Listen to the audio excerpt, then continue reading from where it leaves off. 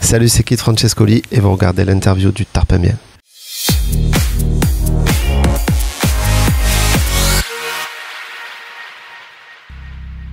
Salut à tous, je suis avec Kid Francescoli dans cette pièce qui dépeint l'attirail parfait du musicien et du compositeur. On a des synthés ici qu'on ne voit pas à la caméra, des guitares un peu partout, des créas derrière nous dont on n'aura pas l'exclusivité aujourd'hui, je présume.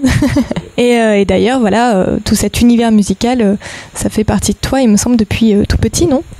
Ouais, j'ai essayé depuis tout petit quand je savais pas vraiment jouer d'instrument, de m'entourer de la panoplie en fait de musiciens pour essayer de réaliser ce rêve en fait que j'avais de faire des tournées, de sortir des albums, de faire des interviews comme on est en train de le faire. Je me sens bien là quand il y a tous ces instruments. C'est quoi le premier instrument avec lequel tu t'es mis à la musique ? C'est la batterie parce que ouais, je sais pas, j'aimais bien ça et j'ai appris un peu en regardant des concerts de Queen et de Nirvana et j'ai appris comme ça, ce qui fait que en fait quand j'ai eu ma première batterie, bon, j'avais monté un peu les trucs à l'envers et tout, mais je savais à peu près à quoi servait le pied droit, à quoi servait la main gauche et tout ça. Moi je trouve qu'il y a certaines de tes chansons, notamment l'album With Julia, c'est le type de chanson que tu écoutes, tu sais, quand tu pars sur la route comme ça en road trip et que tu vas voyager. Ça t'inspire aussi les voyages? Peut-être tu voyages beaucoup et ça fait partie de tes inspirations.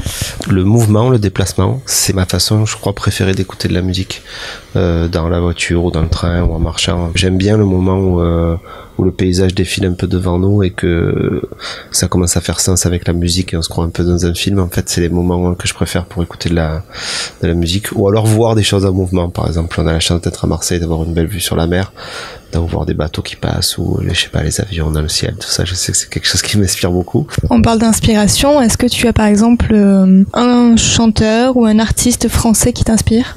Français, bah il y en a eu beaucoup au fil du temps. Je pense que le plus grand ça reste Serge Gainsbourg. Tout groupe qui m'a vraiment donné envie de faire de la musique, enfin d'en enregistrer, c'est R, le duo versaillais. Et un artiste étranger ou anglophone? Bah là aussi il y en a beaucoup. Pour moi les deux génies de notre époque, c'est Frank Ocean et Julian Casablancas des Strokes. C'est deux modèles en fait de Julian Casablancas pour sa façon à trouver les mélodies. En fait, c'est les mélodies qu'il trouve. Moi je trouve que ça fait toujours mouche et c'est quand même tout ce que je recherche en premier. Et Frank Ocean, il a quelque chose de, j'ai l'impression qu'il est en lévitation en fait par rapport au monde de la musique. Qu'on est tous là, je sais même pas comment il fait pour composer, en fait j'ai l'impression qu'il est vraiment au-dessus des autres.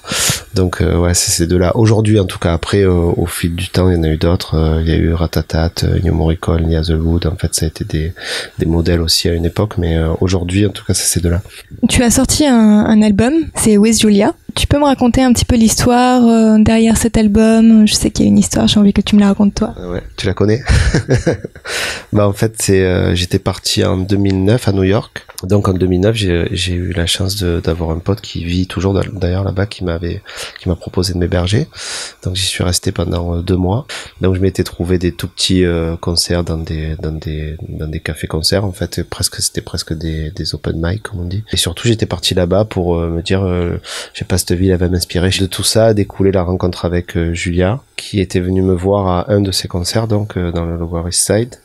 Et donc on s'était vu après, on avait parlé et elle était dans le même état d'esprit que moi en fait. Elle voulait faire de la musique, rencontrer des gens et tout, et ça s'est fait assez simplement en fait. On s'est vu et de suite on s'est dit bon ben moi j'ai une guitare, j'aimerais bien faire de la musique. Elle me fait ouais moi aussi je chante, alors pourquoi on chanterait pas ensemble et tout. Et là en fait avec Julia j'avais l'impression que de suite ça sonnait vrai, tu vois. Tu veux savoir la suite de l'histoire? Et la suite de l'histoire c'est que donc on est tombé amoureux et puis après elle est venue me voir à Marseille, après je suis retourné la voir à Chicago, donc il y avait comme ça cette histoire d'amour un peu par-delà l'océan qui était un peu comme dans un film, donc qui m'allait à ravir.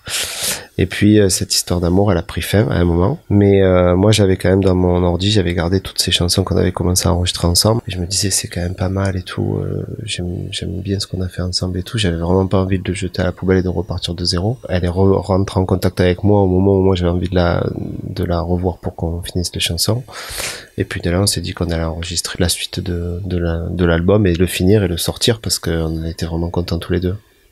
Mais si toutes les ruptures pouvaient se passer comme ça. My baby, I know I made you angry, but you love me. I love the way you kiss me once too. before you leave angry, 'cause I love you.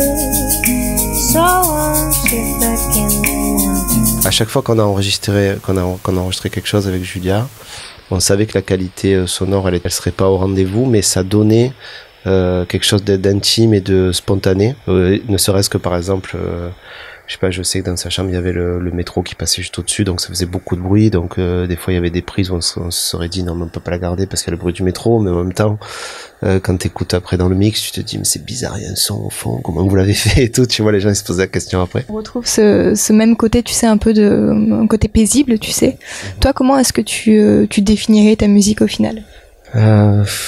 C'est un peu compliqué pour moi déjà de définir, mais accueillante, bienveillante, je vais dire, pour l'auditeur, qui soit une espèce de cocon comme ça dans lequel on se sente bien et qui fasse venir aussi des images à la personne qui l'écoute. Tu es né à Paris, c'est ça? Oui, c'est ça. Mais tu as un côté très attaché à Marseille, me semble-t-il. En plus, j'ai un fort accent marseillais, comme tu peux le voir. Mais ouais, je suis né à Paris, mais je suis arrivé à Marseille. Après, j'ai passé quelques années en Corse, mais je suis arrivé à Marseille assez jeune. Quand j'avais 10 ans, donc toutes mes racines sont là. D'ailleurs, on va pouvoir te retrouver à Marseille. Les Marseillais vont pouvoir venir te voir très bientôt, c'est ça? Oui, le 22 décembre, à l'Espace Julien, avec French 79, qui est en plus, c'est cool de finir l'année avec lui parce que c'est lui qui a produit les 2 derniers albums, donc With Julia et Play Me Again. Donc on aime bien jouer ensemble parce qu'il y a une espèce de filiation comme ça entre nous qui fait que le flambeau passe assez naturellement sur scène quand je joue avant lui et après lui joue après moi, et il y a une espèce de cohésion comme ça dans la soirée. Donc on passe un message si vous voulez aller voir le concert de Kid Francescoli à l'Espace Julien le 22 décembre. Il y a encore des places. N'hésitez pas à les prendre. N'hésitez pas, surtout pas.